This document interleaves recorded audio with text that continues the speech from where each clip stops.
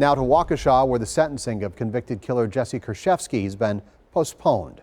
Last month, Kurczewski was convicted of financial fraud and homicide in the death of her family friend, Lynn Hernan.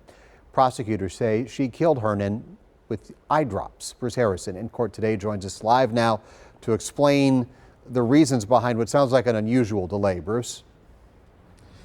Yeah, it does seem a bit unusual, Steve. Good evening. So today, the judge allowed Jessy Kurczewski's defense attorneys to withdraw from the case, and it all has to do with this 37-page letter filed with the court, which is a bit of a mystery because the judge says it's still unclear who wrote it. A jury convicted Kurczewski last month after prosecutors said, motivated by greed, she stole her friend's money and killed her to hide the theft.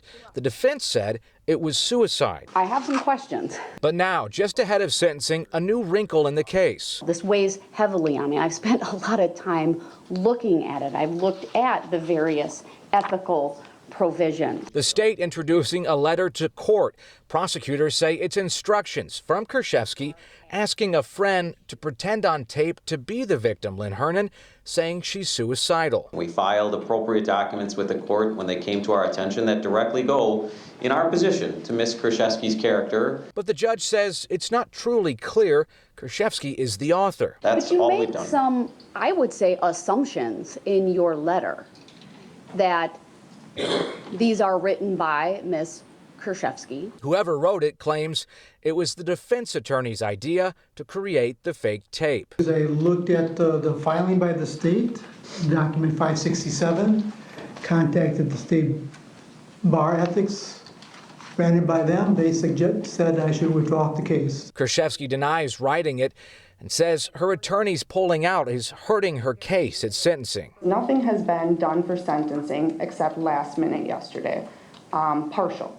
I have letters of character in limbo. There's a lot of issues here that, no, everything should be stopped, and I need to look at my legal rights. Judge Doro says more needs to be understood about the letter, and Kurczewski, before being sentenced, has the right to a new attorney.